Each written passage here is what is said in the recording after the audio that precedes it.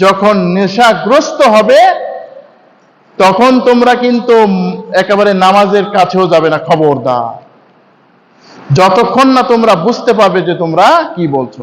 আমাদের সমাজে কিছু মানুষের কাছে শুনেছি যে আল্লাহ নিজেই তো নামাজ পড়তে নিষেধ করছে, বলে কোথায়? লা তাকরাবুস সালাহ, নামাজ পড়ো না। আগেও কিছু নাই, পরেও কিছু নাই। তো এইভাবে মানুষ কোরআনের ব্যাখ্যা করে অনেকেই। ওই যে একদিন বললাম ওয়া আবুদু রাব্বাকা হাত্তা ইয়াতিয়াকাল ইয়াকিন, এর ব্যাখ্যায় বলছে তুমি যদি তোমার পীরের খেদমতে নিজেকে বিলিয়ে দিতে পারো তাহলে তোমার আর নামাজ রোজা লাগবে না। নাউজুবিল্লাহ। এইভাবে মানুষ উল্টা ব্যাখ্যা করেছে কোরআনের। আল্লাহ পাক এখানে কি বললেন? যখন মদের নেশার হালতে থাকো নামাজের কাছে যাবে না। এখন নেশা যে নাই বুঝবে কিভাবে? হাত্তা তা'লামু মা তাকুলুন, যে তোমরা যা বলছো তা বুঝতে পারো, এমন অবস্থা না হলে নামাজের কাছে এসো না। আসসালামু আলাইকুম ওয়া রাহমাতুল্লাহি ওয়া বারাকাতুহু। বিসমিল্লাহির রহমানির রহিম। ইয়া আইয়ুহাল্লাযীনা আমানু ইন্নামাল খামরু ওয়াল মাইসিরু ওয়াল আনসাবু ওয়াল আজলামু রিজসুম মিন আমালিশ শাইতান ফাজতানিবুহু লাআল্লাকুম তুফলিহুন। إنما يريد الشيطان أن يوقع بينكم العداوة والبغضاء في الخمر والميسر ويصدكم عن ذكر الله وعن الصلاة فهل أنتم منتهون। আল্লাহ রব্বুল আলামিনের মহান দরবারে লাখো কোটি শুকরিয়া যে মহান রব আমাদেরকে হেরার বাণী টিভি চ্যানেল কর্তৃক আয়োজিত আজকের এই ইসলামী আলোচনায় যোগদান করার তৌফিক দান করেছেন। এই জন্য বলি আলহামদুলিল্লাহ। সালাত এবং সালাম নাজিল হোক মুহাম্মাদুর রাসূলুল্লাহ সাল্লাল্লাহু আলাইহি ওয়াসাল্লামের উপর। আজকে এই হেরার বাণী টিভি চ্যানেলের ওসিলায় আমরা ইসলাম সম্পর্কে কিছু জানার সুযোগ পেয়েছি। এই জন্য আরেকবার আল্লাহর শুকরিয়া, আলহামদুলিল্লাহ। আর দোয়া করছি আল্লাহ তাআলা যেন আমাদের সবার প্রচেষ্টাকে কবুল আর মঞ্জুর করেন। এই চ্যানেল থেকে যাতে হকের দাওয়াত বিশ্বের দিকে দিকে পৌঁছে দেওয়ার তৌফিক দান করেন, আমিন। আজ আমরা বিভিন্ন সময় বিভিন্ন বিষয়ে আলোচনা করে থাকি। আজকে আমাদের আলোচনার বিষয় থাকবে নেশাদার দ্রব্য। নেশা, যেই সমস্ত জিনিস পান করলে, সেবন করলে মানুষ নেশাগ্রস্ত হয়ে পড়ে, মাতাল হয়ে পড়ে, এই বিষয়ে সামান্য কিছু আলোচনা আমরা করার চেষ্টা করব ইনশাআল্লাহ। কিন্তু ওই আলোচনাগুলি হবে দলিল নির্ভর, কোরআন কারীমের আয়াত নির্ভর, হাদিস নির্ভর। আমরা কোনো মানুষের কথা এখানে পৌঁছানোর জন্য আসি না। শুরুতে আমরা জানি খামর মানে কি। খামরুন শব্দটির মানে আসলে অর্থ হচ্ছে যে ঢেকে দেওয়া, কোনো জিনিসকে গোপন করে রাখা। মানুষ যখন এই খামর পান করে, এই মদ যখন খায় বা অন্য নেশাদার দ্রব্য মানুষ সেবন করে, তখন মানুষের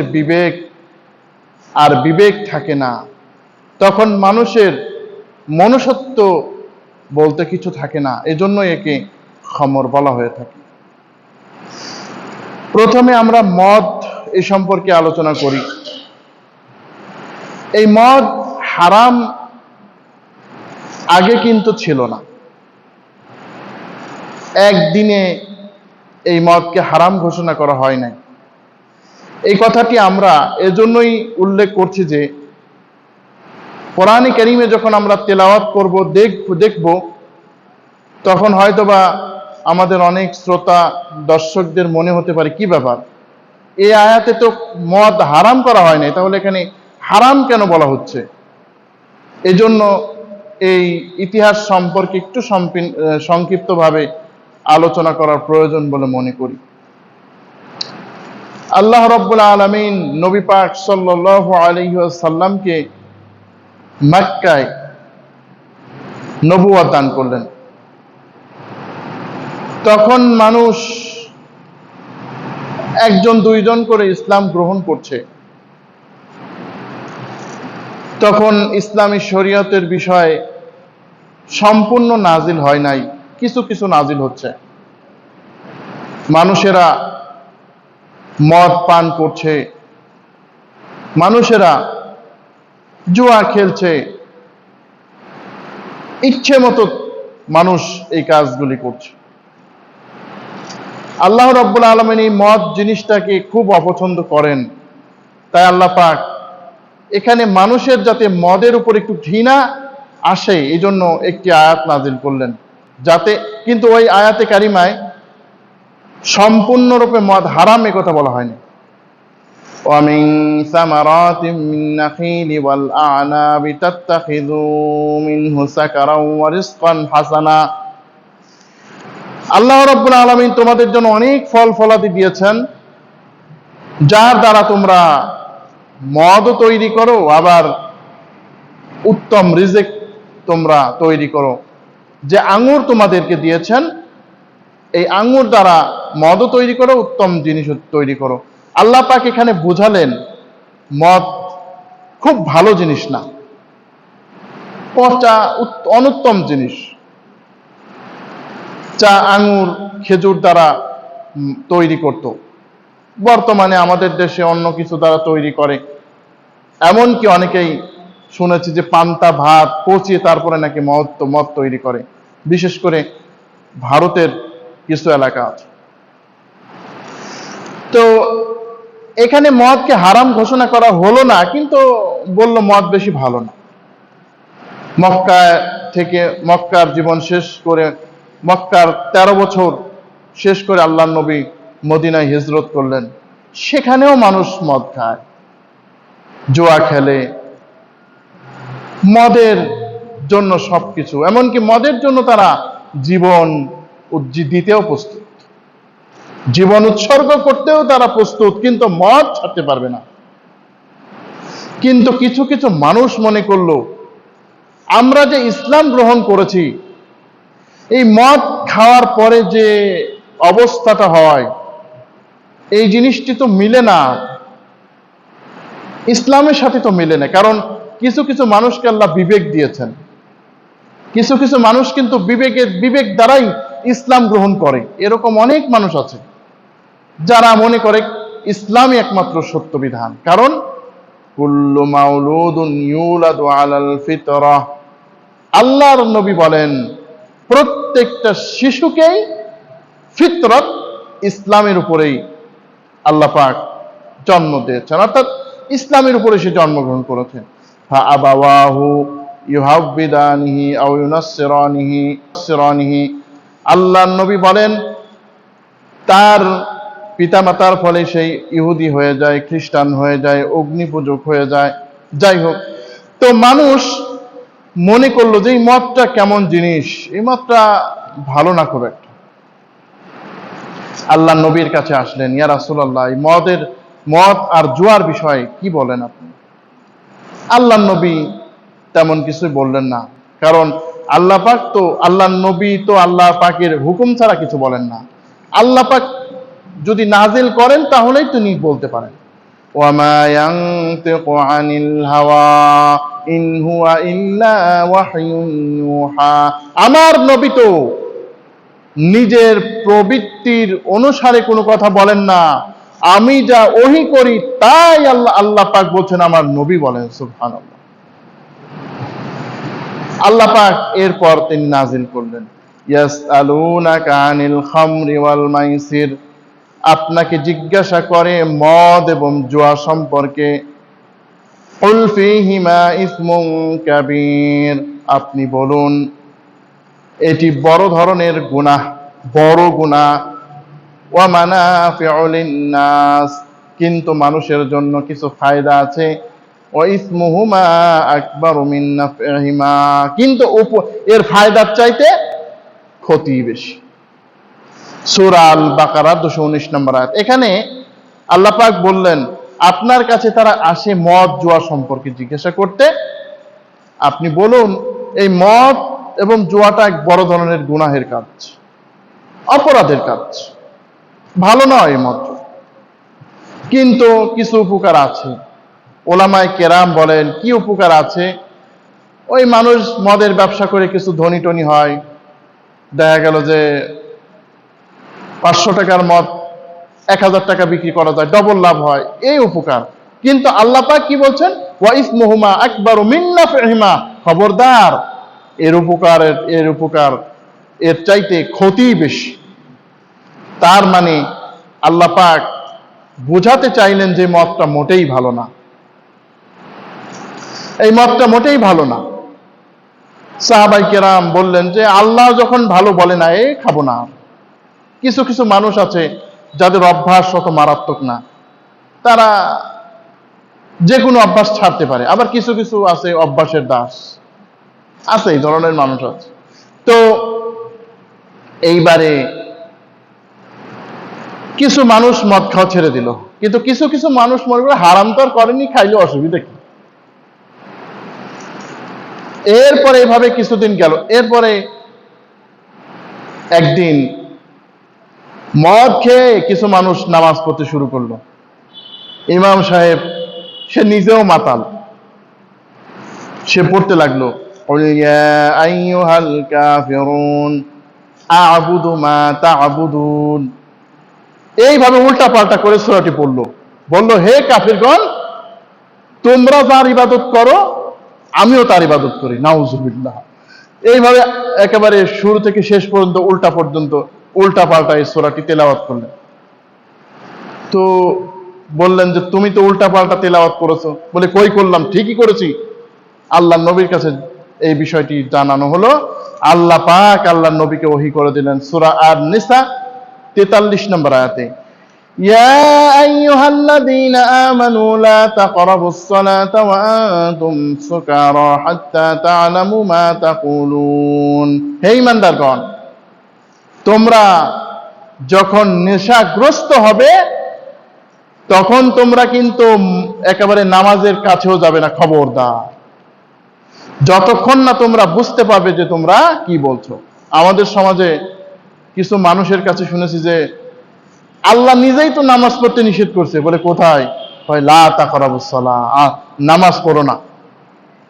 আগেও কিছু নাই, পরেও কিছু নাই। তো এইভাবে মানুষ কোরআনের ব্যাখ্যা করে অনেকেই। ওই যে একদিন বললাম ওয়া আবুদু রাব্বাকা হাত্তা ইয়াতিয়াকাল ইয়াকিন, এর ব্যাখ্যায় বলছে তুমি যদি তোমার পীরের খেদমতে নিজেকে বিলিয়ে দিতে পারো তাহলে তোমার আর নামাজ রোজা লাগবে না, নাউজুবিল্লাহ। এইভাবে মানুষ উল্টা ব্যাখ্যা করেছে কোরআনের। আল্লাহ পাক এখানে কি বললেন? যখন মদের নেশার হালতে থাকো নামাজের কাছে যাবে না। এখন নেশা যে নাই বুঝবে কিভাবে? ইয়া আইয়ুহাল্লাযীনা আমানু লা তাকরাবুস সালাতা ওয়া আনতুম সুকারা হাত্তা তা'লামু মা তাকুলুন, যে তোমরা যা বলছো তা বুঝতে পারো, এমন অবস্থা না হলে নামাজের কাছে এসো না।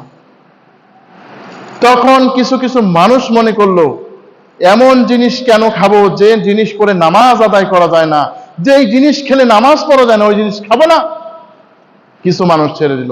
কিন্তু কিছু মানুষ মনে করলো ঠিক আছে, অসুবিধা কি, ফজরের পরে মদ খাবো, জোহর পর্যন্ত এটা এমনিই হবে, জোহর থেকে আসরের ভিতরে খাইলেও সমস্যা নেই, মাগরিব এশায় খাওয়া যাবে না, ওই তারপরেও খাবো। কিন্তু অধিকাংশ মানুষ মদ খাওয়া ছেড়ে দিল। এই আলোচনাটি করছে এজন্যই যাতে মানুষ কোরআন পড়তে গিয়ে বিভ্রান্ত না হয়। এরপরে আসলো সেই সময় সাহাবায়ে কেরাম এক আসরে রয়েছেন, সেখানে মুহাজির ও আনসাররা অনেকেই মদ পান করেছেন, কারণ ওই সময় মদ হারাম হয়নি, মনে রাখবেন।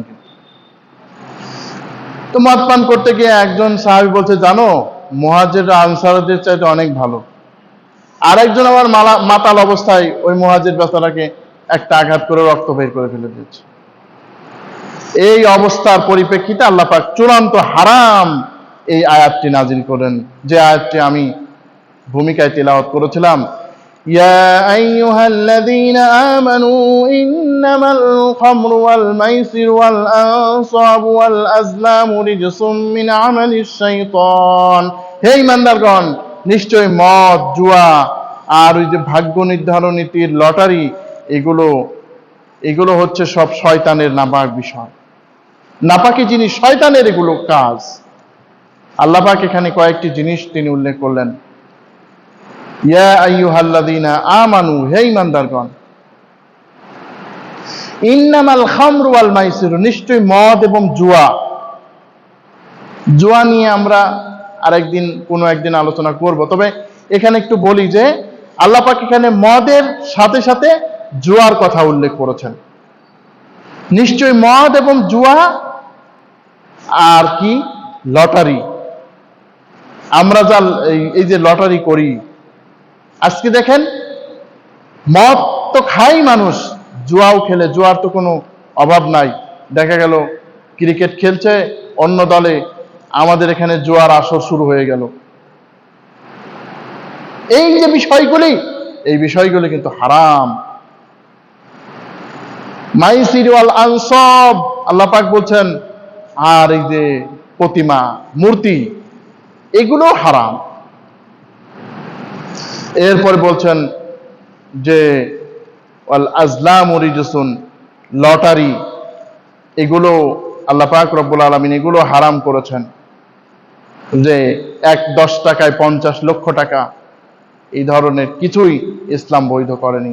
রিজসুম মিন আমালিশ শাইতান, এগুলো সব শয়তানের কাজ, এগুলো সব শয়তানের কাজ, এগুলো কোনো ঈমানদারদের কাজ নয়।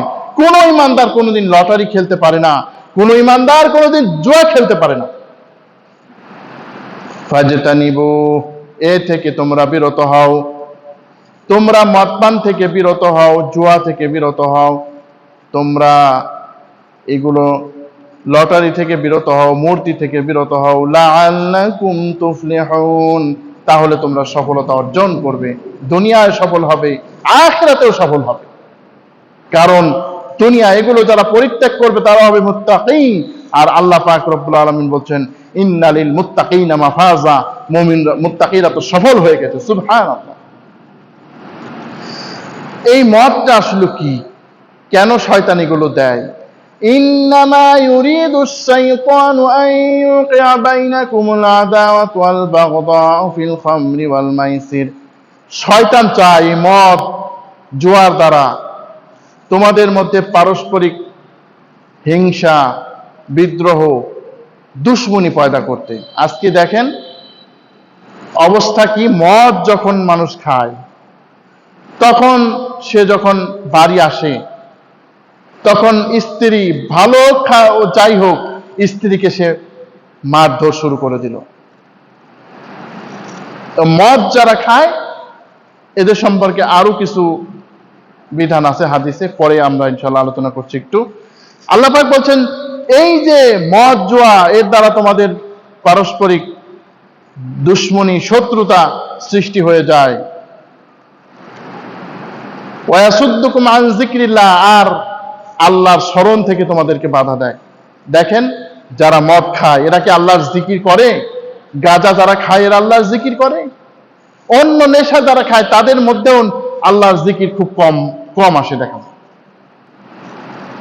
শুধু তাই না, আন যিকরিল্লাহি ওয়া আনিস সালাহ, এই যে যারা জুয়া, লটারি, এই যে খেলাধুলার উপরে সাথে যারা জড়িত রয়েছে, আপনি বর্তমানে যেমন T20 বিশ্বকাপ চলছে, মনে করেন বাংলাদেশের একটা খেলা হবে, আসরের নামাজের যদি কেউ কথা বলে তাহলে বলবে কি জানেন? না বেটা, এখন খেলার সময়, এখন তুমি নামাজের কথা বলছো।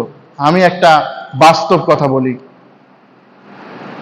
এক মসজিদে ইমামতি করতাম, তো ওই মসজিদে মনে করেন 5:15 জামাত, ও একজন লোক ভুল করে মসজিদে 4:45 আসছে। এখন বলছে, হায় হায় রে, আমার কত খেলা লস হয়ে গেল, আমি জানি না যে মসজিদে 5:15 জামাত হবে, মনেই নাই, নাহলে কি আসতাম নাকি? তার মানে কি, মসজিদে আগে আসা ওর অনেক লস হয়ে গেছে, ওর দরকার আগে খেলা। ফাহাল আনতুম মুতাহুন, এই হলো কর্মসূচি শয়তানের। তোমরা কি এই মদ জুয়া এগুলো থেকে বিরত থাকবে? আল্লাহ পাক বলছেন। সাহাবাই কেরাম শোনার সাথে সাথে বলছেন, এত নেশা তাদের যে ইনতাহাইনা ইয়া রব্বানা, হে রব আমরা বিমুখ হয়ে গেলাম, আমরা এই মদ এই জুয়া এগুলো ছেড়ে দিলাম হে রব। হাদিসের মধ্যে রয়েছে যে যখন মদ হারাম করা হলো তখন সাহাবাই কেরাম যার যত মদ আছে সব মদিনার অলি গলিতে ফেলে দিয়েছে, একেবারে মদের নহর হয়ে গেছে, মনে হয় যে গোটা মদিনা। এইভাবে সাহাবাই কেরাম আল্লাহর কথা, রাসূলের কথা তারা পালন করেছেন। আল্লাহ নবী বলছেন, কুল্লু মুসকিরিন খামরুন ওয়া কুল্লু মুসকিরিন হারাম, প্রত্যেক নেশাদার দ্রব্যই হচ্ছে মদ, আর প্রত্যেক নেশাদার দ্রব্যই হারাম। নেশা কম হোক বেশি হোক, নেশাদার দ্রব্য মানেই হচ্ছে হারাম। অন্য একটি হাদিসে রাসূলুল্লাহ সাল্লাল্লাহু আলাইহি ওয়াসাল্লাম বলেন, যখন একজন মানুষ জেনা করে তখন সে আর তখন তার ঈমান থাকে না। যখন একজন মানুষ মদ খায় তখন আর ঈমান থাকে না। যখন এগুলো আবার সে বিরত হয় এগুলো থেকে, তখন আবার ঈমানটা তার কাছে চলে আসে দুর্বল। মদ যারা খায় তাদের ঈমান থাকে না, অনেক এমন এমন কথা বলে যা কুফরি হয়ে যায় মদ খাওয়ার পর। রাসূলুল্লাহ সাল্লাল্লাহু আলাইহি ওয়াসাল্লাম বলেন, মান শারিবাল খামর, যেই ব্যক্তি মদ পান করবে দুনিয়ায়, যেই ব্যক্তি মদ পান করবে দুনিয়ায়, লাম ইয়াশরাবু ফিল আখিরাহ, সে আখিরাতে মদ পান করতে পারবে না। ওয়া ইন দাখালাল জান্নাহ, যদিও সে জান্নাতে যায়। অর্থাৎ দুনিয়ার মধ্যে যদি কোনো ব্যক্তি মদ পান করে, গাঁজা খায়, হেরোইন খায়, তাহলে আল্লাহ রাব্বুল আলামিন জান্নাতে যে তাদের মদ দেবেন, জান্নাতে 4টি নহর থাকবে, এর মধ্যে একটা নহর ওয়ানহারুম মিন খামরিন লাযযাতিন লিশারিবিন, সুস্বাদু মদের নহর। ওই মদ যদি কেউ পান করে, সে আর বিকৃত মানসিকভাবে বিকৃত হবে না, সে পাগল হবে না, বরং ওকে পবিত্র করে দেবে। ওয়াসাকাহুম রাব্বুহুম শারাবান তাহুরা, ওই মদ হবে শারাবে তাহুর। অর্থাৎ ওই মদ যে পান করবে সে নিজে পবিত্র হয়ে যাবে, ওই মদ তাকে পবিত্র করে দেবে জান্নাতে, সুবহানাল্লাহ। কিন্তু যারা এই দুনিয়ার মদ খাবে, আল্লাহ তাআলা তাদেরকে কিন্তু জান্নাতি মদ দান করবেন না। সুতরাং এই মদ কাজাইগুলো থেকে আমাদের বিরত থাকা দরকার। যদি এই মদ এমনই বিষয়, যদি কোনো ব্যক্তি মদ খায় তার শাস্তিও নির্ধারণ করেছেন আল্লাহর নবী সাল্লাল্লাহু আলাইহি ওয়াসাল্লাম। কি করতে হবে? ওলামায়ে কেরাম বলেন, কারো কারো মতে যারা মদ পান করবে ওদেরকে 80তে আঘাত করতে হবে। ইমাম আবু হানিফা সহ অন্যান্য ইমামদের মত। আর কারো কারো মতে 40টি আঘাত করতে হবে।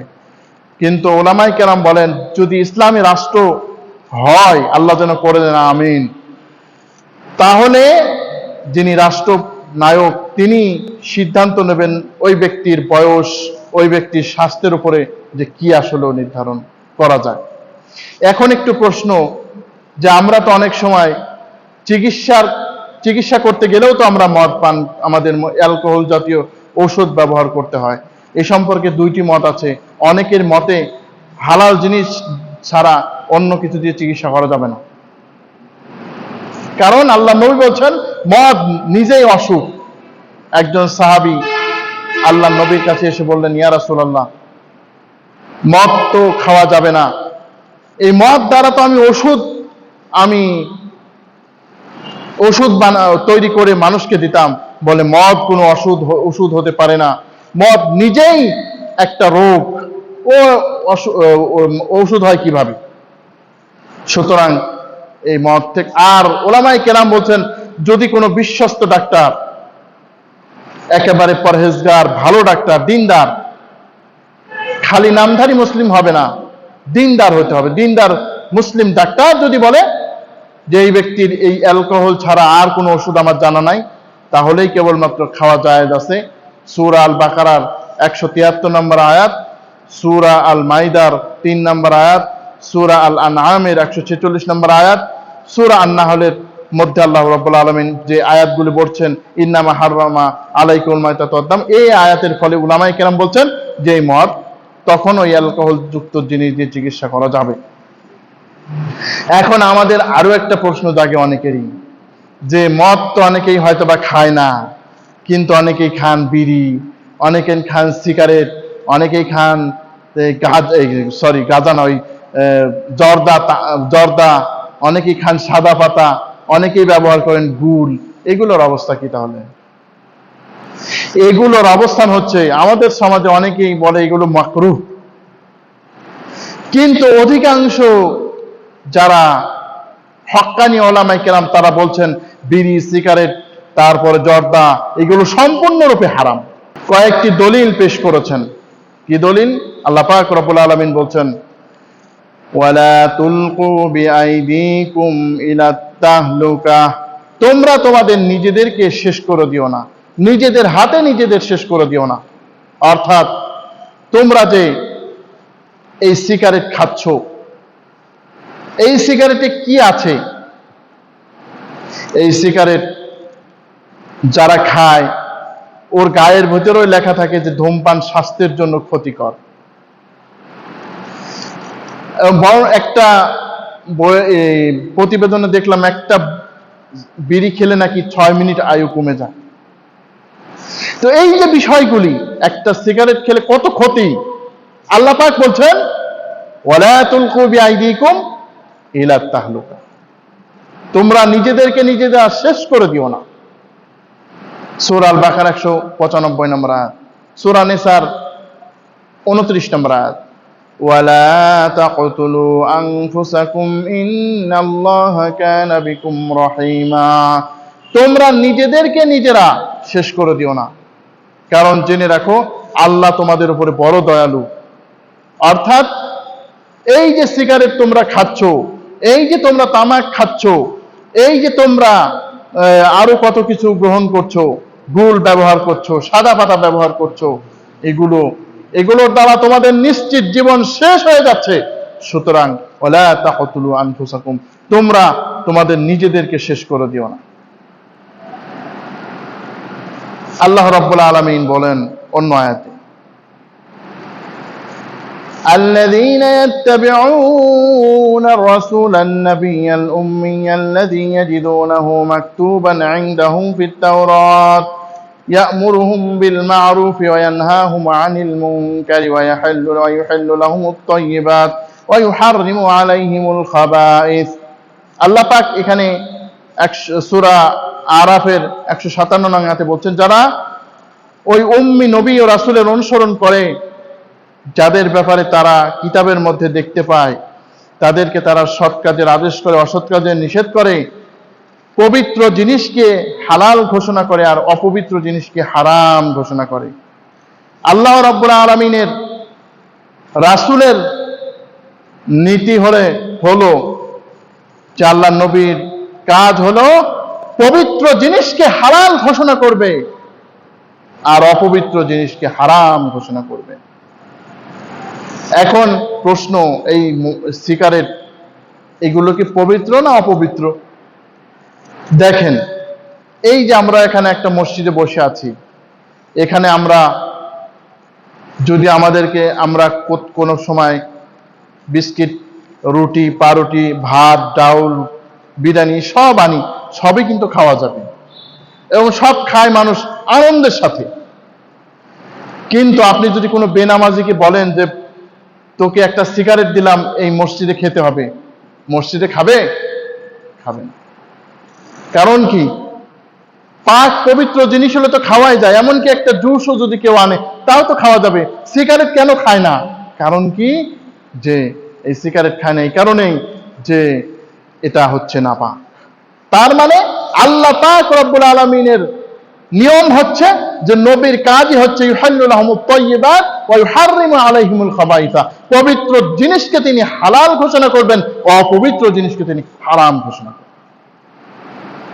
তাহলে আমাদের বোঝা গেল, এই আয়াতের ফলে আমরা বুঝতে পারলাম যে আল্লাহ রাব্বুল আলামিন যে পবিত্র জিনিস যা নাজিল করেছেন তা সবই আল্লাহ পাক হালাল ঘোষণা করেছেন, আর অপবিত্র জিনিস হারাম। সুতরাং সিগারেট অবশ্যই হারাম। এর দলিল হলো আমাদের সমাজের মানুষ, আমরা ওলামায়ে কেরামদের সম্মান করি, এখনো নামাজ পড়ি আর না পড়ি, রোজা রাখি আর না রাখি, যতই যাই করি, মদ খাই, সিগারেট খাই, তারপরে অনেক পাপাচার করি, কিন্তু ওলামাদের সম্মান করি। এখন যদি কোনো আলেম এদিক থেকে যায় তাহলে সিগারেটটা ওইভাবে ফেলে দেন, কিন্তু ওই ব্যক্তি যদি ভাত খায়, বসে বসে রুটি খায়, তারপরে অন্য কিছু খায়, তখন তো ফেলে না, কারণ ওই লোকও জানে এটি অপবিত্র, সুতরাং এটি খাওয়া যাবে না। এটি অপবিত্র, এটি খাওয়া যাবে না, হুজুরদের সামনে খাওয়া ঠিক না। এটি মনে রাখবেন, যা হুজুরদের সামনে খাওয়া যায় না তা কোনো মানুষের সামনেই খাওয়া যায় না। কারণ কি? হুজুর আর কি করবে? যিনি সবার চাইতে ক্ষমতাবান তিনি তো আপনাকে দেখছে, তার কাছ থেকে লুকাতে পারেন? আলাম তারা আন্নাল্লাহা ইয়ালামু মা ফিস সামাওয়াতি ওয়া মা ফিল আরদি মা ইয়াকুনু মিন নাজওয়া সালাসাতিন ইল্লা হুয়া রাবিউহুম ওয়ালা খামসাতিন ইল্লা হুয়া সাদিসুহুম ওয়ালা আদনা মিন যালিকা ওয়ালা আকসারু ইল্লা হুয়া মাহুম আইনামা কানু। তুমি কি জানো না হে নবী, আকাশ ও জমিনে যা আছে আল্লাহ সবই জানেন। সুতরাং তোমাদের মধ্যে 3 জন ব্যক্তি কোনো পরামর্শ করে তো চতুর্থ জন আল্লাহ হয়ে যান নিজে। 5 জন ব্যক্তি পুরো পরামর্শ করে তো ষষ্ঠ আল্লাহ হয়ে যান, ষষ্ঠ আল্লাহ থাকেন সেখানে। শুধু তাই নয়, ওয়া হুয়া মাহুম ইয ইউবাইয়িতুনা মা লা ইয়ারদা মিনাল কাউল, যখনই তারা কোনো গোপন পরামর্শ করে তাও তিনি জানেন। অন্য আয়াতে বলেন কিরামান কাতিবিন। আর আল্লাহ তাআলা তো জানেনই, সবচাইতে বড় কথা, আল্লাহর পক্ষ থেকে 2 জন সব সময় ভিডিও করছে, কিরামান কাতিবিন, 2 জন সম্মানিত ফেরেশতাগণ ভিডিও করছেন, লিখে রাখছেন, ইয়ালামুনা মা তাফআলুন, তো তোমরা যা করো ফেরেশতারা তা জানেন। তাহলে আমরা এই যে হারাম জিনিস খাচ্ছি, যারা এই প্রোগ্রামটি দেখবেন, অনুরোধ থাকলো একটু চিন্তা করুন বিবেক দিয়ে। আমরা এই যে হারাম জিনিস খাচ্ছি, আমরা কাকে ফাঁকি দিচ্ছি? নিজেকে, আল্লাহকে ফাঁকি দিতে পারছি না। তো আল্লাহ রাব্বুল আলামিন অন্য একটি আয়াতে আল্লাহ পাক বলেন, কুল লা ইয়াস্তাউিল খাবিসু ওয়াত তাইয়্যিবু ওয়ালাউ আ'জাবাকা কাসরাতুল খাবিস ফাত্তাকুল্লাহা ইয়া উলিল আলবাবি লাআল্লাকুম তুফলিহুন। কুল লা ইয়াস্তাউিল খাবিস, বলো অপবিত্র আর পবিত্র কখনো সমান হয় না। যদিও অপবিত্র জিনিস তোমাদেরকে বড় চাকচিক্যময় মনে হয়, হে বুদ্ধিমানগণ, আল্লাহকে ভয় করো, তোমরা সফলতা অর্জন করবে। আজকে দেখেন আমাদের দেশে সো-কল কিছু হুজুর টাইপের লোক আছে, তারাও জর্দা এগুলো সমান তালে খাচ্ছে, কিছু মনেই করছে না, মাকরু বলছে। আরে মাকরু হলে কি খেতে হবে নাকি? মাকরু কারাহা থেকে মানে কি? আল্লাহ নিকটে ঘৃণিত, তার মানে আমি আল্লাহর অপছন্দনীয় কাজ করতে যাব? কেমন করে সম্ভব? অতএব আমরা চেষ্টা করব যে এগুলো থেকে বিরত থাকার। অন্য একটি হাদিসে রাসূল বলেন, লা দরার ওয়ালা দিরার, নিজেকেও ক্ষতিগ্রস্ত করা যাবে না, অন্যকেও ক্ষতিগ্রস্ত করা যাবে না। নিজেকে ক্ষতিগ্রস্ত করা যাবে না মানে আপনি ধূমপান করবেন, তামাক সেবন করবেন, মদ খাবেন, এগুলো ভাবছেন আমি নিজেকে ক্ষতি করলাম, আর কি হবে? আল্লাহ পাকের রাসূল বলেন, না, যাবে না ওইভাবে। নিজের একটা চোখ কান যেমন কাটা যাবে না, তেমনি নিজে এমন কোনো জিনিস ব্যবহার করা যাবে না যা ক্ষতিকর, যা অত্যন্ত ক্ষতিকর, এগুলো ব্যবহার করা যাবে না নিজেকে।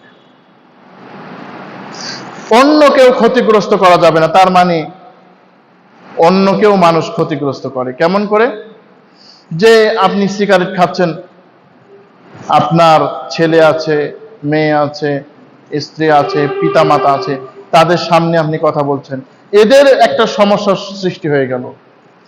আপনি মসজিদে আছেন, এই জিনিসটা অনেকের বদভ্যাস, মসজিদে আছেন মাশাআল্লাহ একেবারে জর্দা খেয়ে তারপরে সিগারেট খেয়ে আসছেন, আপনি যার পেছনে দাঁড়িয়েছেন তার তো কাজ একেবারে শেষ, আপনি তো ক্ষতিগ্রস্ত করলেন তাকে, আপনি নিজেও ক্ষতিগ্রস্ত হলেন, অন্যকেও ক্ষতিগ্রস্ত হতে সহযোগিতা করলেন।